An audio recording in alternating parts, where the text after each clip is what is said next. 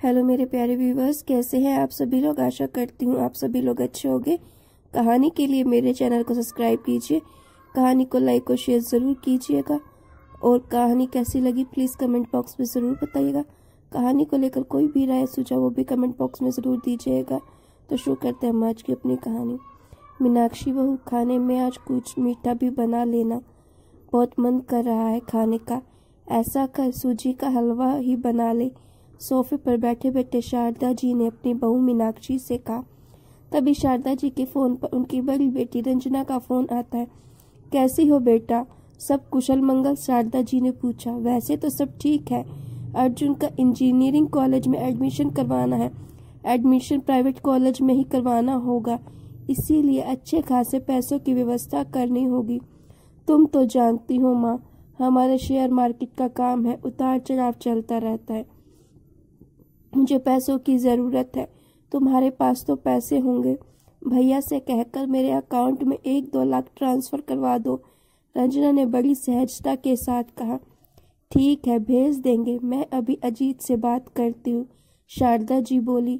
अरे अजीत बेटा, रंजना का फ़ोन था, उसे अर्जुन का एडमिशन कॉलेज में करवाना है। वैसे तो वो लोग एजुकेशन लोन लेंगे, फिर भी दूसरे शहर आने जाने, हॉस्टल वगैरह में शुरुआत में तो पैसों की ज़रूरत होगी, इसीलिए 1 लाख भेज देते हैं, शारदा जी बोली। जैसा आपको ठीक लगे, आपके अकाउंट से ऑनलाइन ट्रांसफ़र कर दूंगा, अजीत बोला। वैसे माँ, क्या सचमुच दीदी को पैसों की कमी है? पिछले महीने ही तो दीदी जीजी जी बाली घूम कर आए थे, उन्होंने मालूम तो था ना कि बच्चों का कॉलेज में एडमिशन करवाना पड़ेगा। तब घूमने की बजाय उन्होंने पैसे बचाकर क्यों नहीं रखा? अभी 6 महीने पहले भी तो घर में रिनोवेशन का काम करवाया है, पैसे चाहिए ऐसा बोलकर उन्होंने लाख रुपए मांगे थे। तब भी उन्होंने अपने फ्रेंड सर्कल में अपनी शादी की सालगिरह के मौके पर शानदार पार्टी रखी थी। मकान की मरम्मत के लिए उनके पास पैसे नहीं थे, तो पार्टी देने के लिए पैसे कहाँ से आए? मीनाक्षी बोली। तुमसे तो नहीं मांग रही बहू, पैसे मेरे हैं तो तुम्हें क्या परेशानी है? तो मैं अपने पैसों का जो चाहे करूँ, तुम्हें क्या? शारदा जी ने अपनी बहू को जवाब सुना दिया। बात आपके पैसे मेरे पैसे की नहीं है, मैं यह जानना चाहती हूँ, क्या सचमुच दीदी की आर्थिक स्थिति ठीक नहीं है, उन्हें पैसों की कमी है? क्योंकि एक तरफ तो वह आपसे पैसे मांगती रहती हैं, दूसरी तरफ इतनी हाई प्रोफाइल लाइफस्टाइल जीती हैं, 10-10 हज़ार की साड़ियाँ पहनती हैं, हर लेटेस्ट डिज़ाइन का सूट उनके पास होता है, पर्स तो इतने हैं कि रखने की जगह नहीं होती, साल में कम से कम 2-3 बार बाहर घूमने जाते हैं, हफ्ते में 2-3 बार होटल में खाना खाया जाता है। यही साबित होता है कि उनके पास पैसों की कोई कमी नहीं है। शारदा जी के पति का स्वर्गवास हो चुका था, वह सरकारी कर्मचारी थे। जीते जी उन्होंने अपना मकान नहीं बनवाया, हमेशा किराए के घर में ही रहे। शारदा जी के 3 बच्चे थे, बड़ा बेटा अजीत, फिर 2 बेटियां, बड़ी बेटी रंजना, छोटी बेटी मीरा। सबकी शादियां हो चुकी थी। रंजना बहुत लालची प्रवृत्ति की थी। शारदा जी को रंजना से विशेष लगाव था। रंजना अपनी शादी के साल भर बाद ही अपने ससुराल वालों से अलग हो गई थी। उसने लड़ झगड़ कर ससुर जी से अपना हिस्सा ले लिया था, फिर भी रंजना ने अपना घर लेने के नाम पर पापा से मदद मांगी। तब शारदा जी के पति ने रंजना को 3 लाख रुपए दिए थे। रंजना के पति का काम ठीक था, बचत भी अच्छी हो जाती थी, लेकिन रंजना को दिखावे की जिंदगी पसंद थी। उसे बाहर खाना पीना पर नए नए महंगे कपड़े खरीदने का शौक था। जब रंजना का पति उसकी इस बात पर नाराज होता तो अपनी माँ शारदा जी से पैसे मांगती, जबकि शारदा जी का बेटा अजीत शारदा जी से कोई आर्थिक मदद नहीं लेता था, बल्कि उनके खाने पीने, दवाइयों और शारीरिक स्वास्थ्य का पूरा ध्यान रखता था।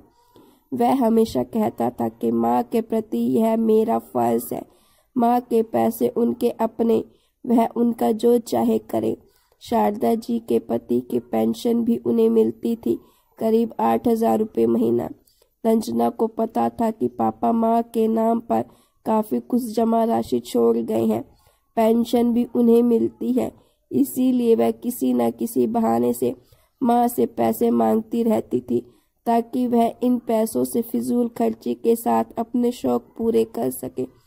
लालची रंजना को हमेशा लगता कि उसकी माँ के जाने के बाद उनका सब कुछ उसके भाई भाभी हड़प लेंगे, इसीलिए वह माँ के जीते जी उनका सब कुछ अपने हिस्से कर लेना चाहती थी।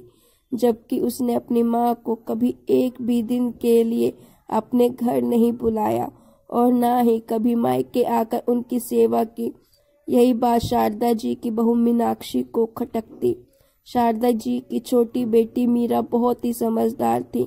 साल में एक बार मायके आती, माँ और भाई भाभी उसे जो कुछ प्रेम से देते स्वीकार करती। अपने माँ के पैसों का लालच नहीं रखती, हमेशा माँ को समझाती इन पैसों से भाई की मदद किया करे, कभी कभी भाभी और बच्चों के जन्मदिन त्योहारों पर उपयोग करे, क्योंकि भाई की सारी तनख्वाह तो मकान, गाड़ी के लोन, बच्चों की पढ़ाई, माँ की दवाएं, इन सब में खर्च हो जाती है।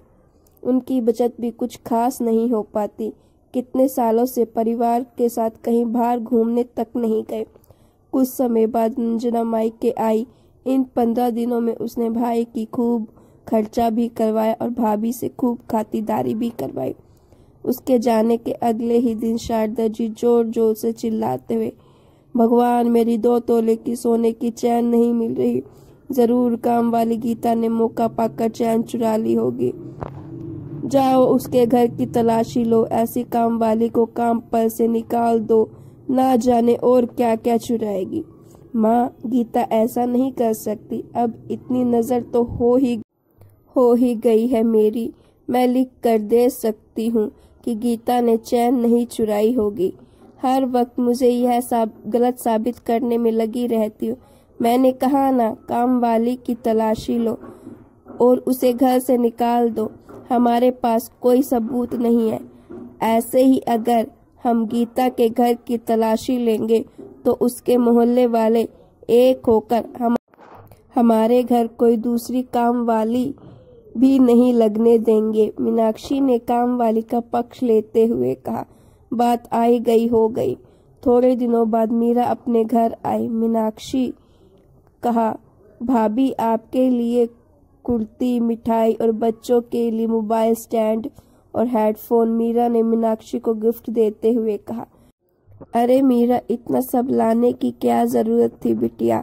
मैं हर बार तुझे मना करती हूँ। तेरे भाई भाभी जितना तुझे देते नहीं, उससे ज्यादा तो तू उन पर खर्च कर देती है। शारदा जी ने कहा। देते हैं ना माँ, बहुत सारा प्यार, इज्जत, अपनापन सब देते हैं। मुझे पूरा यकीन है कि वह कभी इस बहन को भी मायके की कमी नहीं खलने देंगे, हमेशा मेरा साथ देंगे। मैं जो भी भाभी बच्चों के लिए लाते हैं वह हमारे बीच की बात है, आप परेशान ना हो। मीरा अपनी भाभी मीनाक्षी की हर काम में मदद भी करवाती। पिछले 2 दिनों से मीनाक्षी के दांतों में दर्द की शिकायत हो रही थी। माँ, मैं अंजलि को डॉक्टर के पास लेकर जा रहा हूँ। बाजार से कुछ मंगवाना तो कह दो, लेते आएंगे। अजीत बोला।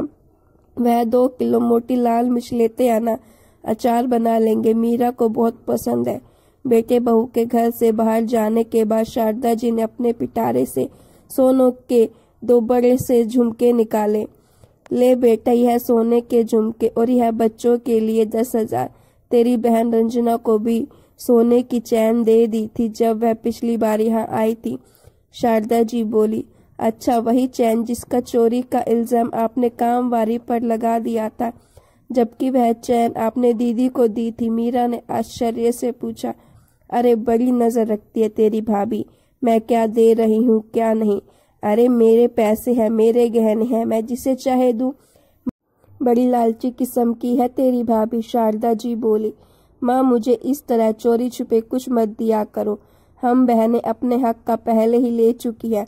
माँ, मुझे पापा ने हमारी शादी में खूब दान दहेज दिया था। मेरे बच्चों के जन्म के वक्त भी लाख लाख रुपए की FD भी करवा दी थी।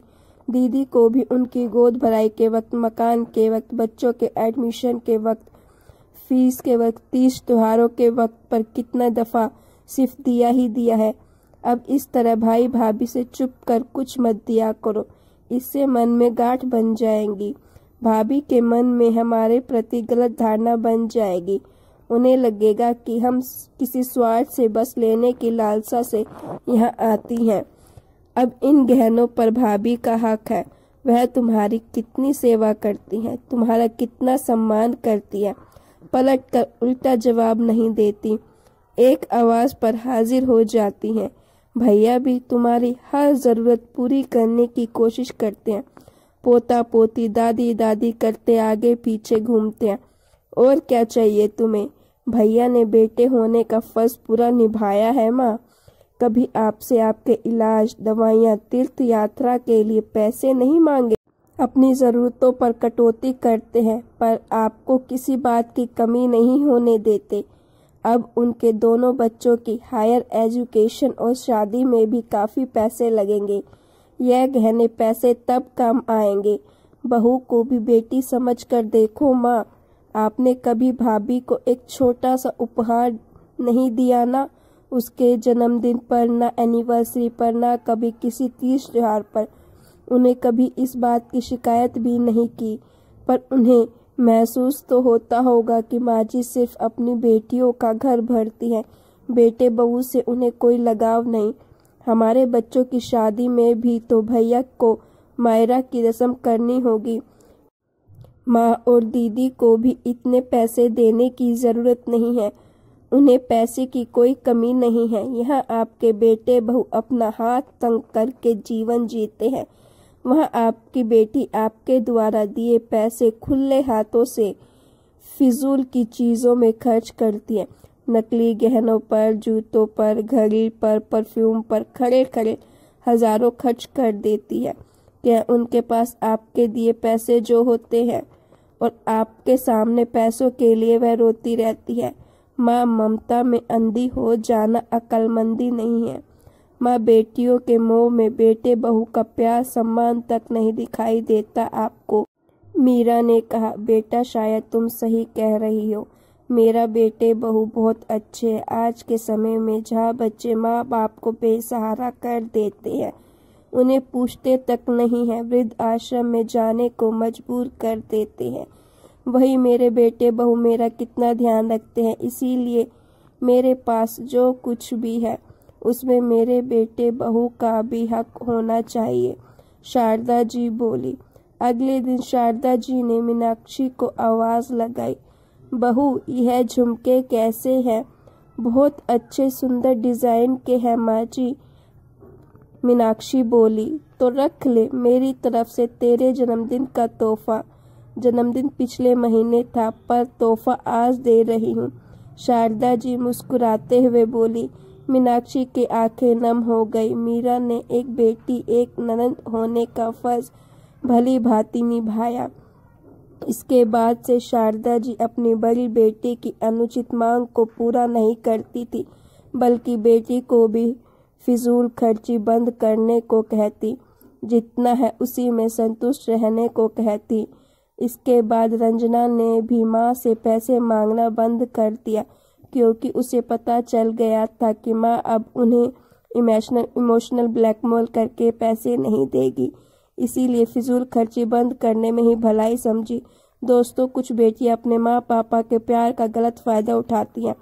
लालची बेटियों को सही राह दिखाना जरूरी है, और जरूरी नहीं हर बहू बेटा गलत हो। माता पिता को भी बेटा बेटी में तालमेल बिठाकर रखना चाहिए।